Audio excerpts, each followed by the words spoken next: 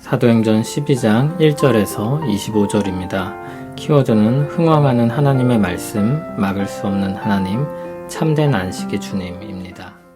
그때 헤롯 왕이 손을 들어 교회 중에서 몇 사람을 해하려 하여 요한의 형제 야고보를 칼로 죽이니 유대인들이 이 일을 기뻐하는 것을 보고 베드로도 잡으려 할세 때는 무교절 기간이라.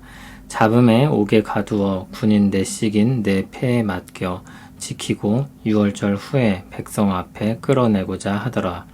이에 베드로는 옥에 갇혔고 교회는 그를 위하여 간절히 하나님께 기도하더라. 헤롯이 잡아내려고 하는 그 전날 밤에 베드로가 두 군인 틈에서 두 쇠사슬에 매여 누워 자는데 파수꾼들이 문 밖에서 옥을 지키더니 호련히 주의 사자가 나타나매 옥중에 광채가 빛나며 또 베드로의 옆구리를 쳐 깨워 이르되 급히 일어나라 하니 쇠사슬이 그 손에서 벗어지더라.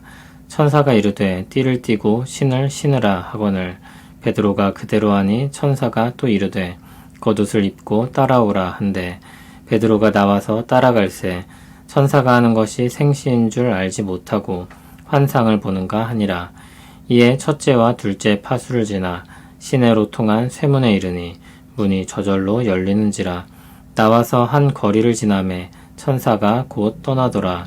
이에 베드로가 정신이 들어 이르되 내가 이제야 참으로 주께서 그의 천사를 보내어 나를 헤롯의 손과 유대 백성의 모든 기대에서 벗어나게 하신 줄 알겠노라 하여 깨닫고 마가라 하는 요한의 어머니 마리아의 집에 가니 여러 사람이 거기에 모여 기도하고 있더라. 베드로가 대문을 두드린데 로데라 하는 여자아이가 영접하러 나왔다가 베드로의 음성인 줄 알고 기뻐하여 문을 미처 열지 못하고 달려 들어가 말하되 베드로가 대문 밖에 섰더라 하니 그들이 말하되 내가 미쳤다 하나 여자아이는 힘써 말하되 참말이라 하니 그들이 말하되 그러면 그의 천사라 하더라. 베드로가 문 두드르기를 그치지 아니하니 그들이 문을 열어 베드로를 보고 놀라는지라. 베드로가 그들에게 손짓하여 조용하게 하고 주께서 자기를 이끌어 옥에서 나오게 하던 일을 말하고 또 야고보와 형제들에게 이 말을 전하라 하고 떠나 다른 곳으로 가니라. 날이 새매 군인들은 베드로가 어떻게 되었는지 알지 못하여 적지 않게 소동하니 헤롯이 그를 찾아도 보지 못하매 파수꾼들을 신문하고 죽이라 명하니라. 헤롯이 유대를 떠나 가이사랴로 내려가서 머무니라. 헤롯이 두로와 시돈 사람들을 대단히 노여워하니 그들의 지방이 왕국에서 나는 양식을 먹는 까닭에 한 마음으로 그에게 나와 왕의 침소 맡은 신하 블라스도를 설득하여 화목하기를 청한지라. 헤롯이 나를 택하여 왕복을 입고 단상에 앉아 백성에게 연설하니 백성들이 크게 부르되 이것은 신의 소리요 사람의 소리가 아니라 하거늘 헤롯이 영광을 하나님께 돌리지 아니하므로 주의 사자가 곧 친히 벌레에게 먹혀 죽으니라. 하나님의 말씀은 흥왕하여 더하더라. 바나바와 사울이 부조하는 일을 마치고 마가라 하는 요한을 데리고 예루살렘에서 돌아오니라. 아멘. 복음이 땅끝을 향해 계속해서 전파됩니다. 최초의 이방인 교회인 안디옥 교회가 세워졌습니다. 그렇게 좋은 일만 계속되면 좋을 것입니다. 그러나 이번 장에서는 고난이 찾아왔던 역사에 대해서 말합니다. 헤롯이 손을 들어 교회 중 몇 사람을 해하려 했습니다. 여기서 헤롯은 헤롯 대왕의 손자 아그리파 1세를 가리킵니다. 그는 유대인들의 환심을 사기 위해 많은 노력을 기울였었습니다. 그래서 12사도 중 하나인 요한의 형제 야고보를 잡아 칼로 죽입니다. 야고보는 형제 요한과 함께 주의 좌우편에 앉게 해달라고 요청했었습니다. 그들은 자신들이 무엇을 요구하는지 알지 못했습니다. 주님은 십자가를 향해 가고 있었습니다. 그 좌우편에 있겠다는 것은 주님과 함께 죽겠다는 말과 같았습니다. 그랬던 야고보가 12사도 중 첫 번째로 순교를 당합니다. 헤롯이 유대인들의 환심을 사기 위해 야고보를 처형했던 일은 제대로 효과를 발휘했습니다. 유대인들은 요한의 형제 야고보의 죽음을 아주 기뻐했습니다. 헤롯은 사도 베드로를 잡아서 더욱더 지지를 얻고자 했습니다. 무교절 기간에 베드로를 잡았고 무교절로 인해 그의 처분은 연기되었습니다. 그러나 그를 확실히 붙잡아두기 위해 군인 넷을 한조로 하고 네 팀을 교대로 지키게 했습니다. 유월절이 지나면 그를 해할 생각이었습니다. 참고로 유월절과 무교절은 바로 이어지는 절기이기 때문에 서로 바꿔서 언급이 되기도 합니다. 베드로는 옥에 갇혔고 교회는 그를 위해 간절히 하나님께 기도했습니다. 하나님은 그들의 기도에 응답하십니다.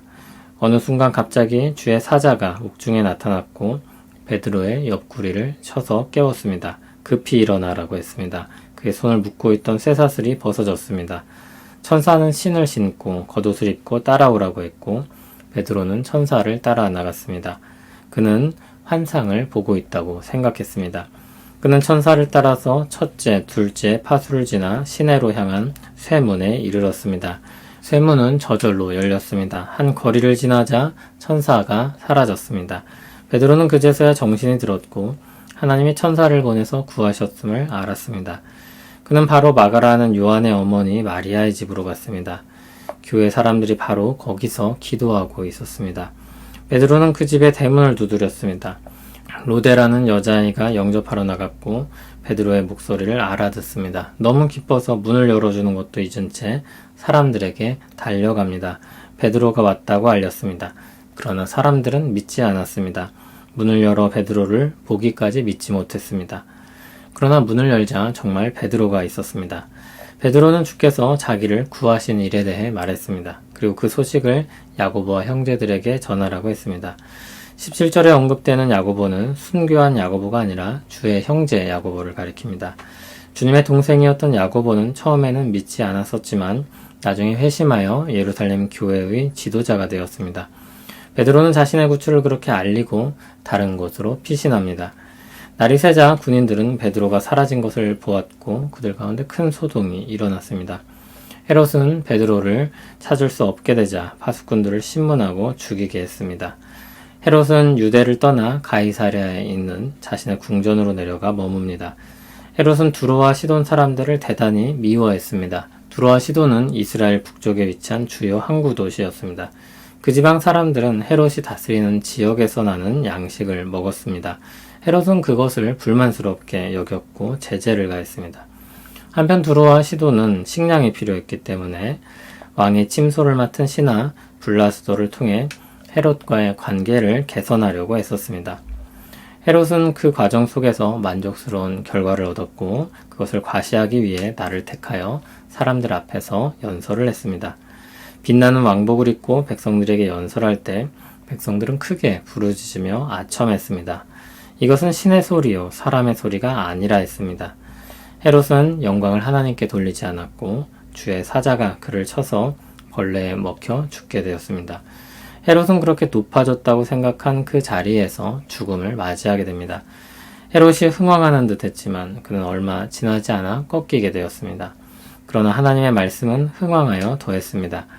하나님이 역사의 주권자이심을 보여주며 고난이 복음을 막을 수 없다는 것을 보여줍니다. 한편 바나바와 사울은 예루살렘에 부조하는 일을 마치고 돌아가는데 마가라는 요한을 데리고 갑니다. 사도 베드로는 자신이 누구이기에 하나님을 능히 막겠느냐고 했었습니다. 그것은 모든 사람들에게 적용될 수 있는 말이었습니다. 헤롯이 누구이기에 하나님을 막겠습니까? 그는 사도 야고보를 해하고 베드로를 붙잡으면서 의기양양했습니다. 그런 그의 행동은 주권자이신 하나님을 대적하는 것이었습니다. 하나님은 사도 베드로를 그의 손에서 건지시고 그는 결국 하나님의 심판을 받게 됩니다.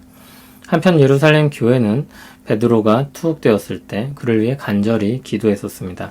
그러나 막상 그가 풀려났을 때는 믿지를 못했습니다. 베드로의 목소리를 알아듣고 그가 돌아왔던 것을 믿었던 것은 한 아이뿐이었습니다. 하나님은 헤롯의 손에서 베드로를 건져내시고 교회를 잠에서 깨우십니다. 그렇게 하나님은 복음의 역사를 주도하십니다. 교회가 위축될 수 있었던 그때 그들을 깨우시고 역사의 흐름을 바꾸십니다. 박해가 밀려왔지만 하나님의 말씀은 멈추지 않았고 오히려 흥왕하여 더했습니다. 하나님을 막을 수 있는 사람은 없었습니다. 많은 사람들이 머리를 조아리며 아부하는 강력한 정치적인 지위를 가졌던 헤롯도 어떻게 할 수 없었습니다. 하나님 앞에서 모든 사람은 무력했습니다. 하나님을 막아섰던 헤롯은 죽임을 당했습니다. 모든 권세를 자기 발 아래 두신 하나님이 교회의 주인이십니다. 그분이 우리와 함께하는 하나님이십니다. 야고보의 순교도 베드로의 투옥도 하나님을 막을 수 없었습니다. 도리어 그 모두는 하나님의 역사를 드러내는 일들이 되었습니다. 우리에게 나쁜 일이 하나도 일어나지 않을 것이라고 말할 수 없습니다. 그러나 그 모두가 하나님의 주권 아래 일어나는 일이라고는 말할 수 있습니다. 신자와 교회에겐 무조건 좋은 일만 있을 것이라고 말할 수는 없습니다. 그러나 하나님의 역사는 멈추지 않는다고 말할 수 있습니다. 교회의 미래가 어떨지 우리는 확언할 수 없습니다. 그러나 주님의 교회가 주님의 보살핌과 인도를 받는다고 말할 수 있습니다. 그리고 그 시간들은 모두 소망의 날로 이어질 것입니다. 우리는 우리를 사랑하시는 주님의 보살핌과 인도를 따라서 살다가 주님의 품에, 주님의 잔치에 참여하게 될 것입니다. 우리 소망이 되시는 주님을 바라보고 우리 삶이 그분의 손안에 있음을 기억하길 바랍니다. 우리를 사랑하시는 우리 주님을 의지하여 그 안에서 안식하기를 바랍니다. 우리는 주님의 손 아래 참된 안식을 얻습니다. 그리스도라는 반석 위에 있는 우리는 견고하여 흔들리지 않을 것입니다. 모든 것이 주님의 주권 아래 있음을 믿습니다. 우리를 사랑하시는 그 사랑으로 우리를 보살피실 것을 믿습니다. 우리 인생을 주께 맡깁니다. 위로와 소망의 주를 찬송하며 살게 하옵소서. 예수님 이름으로 기도합니다. 아멘.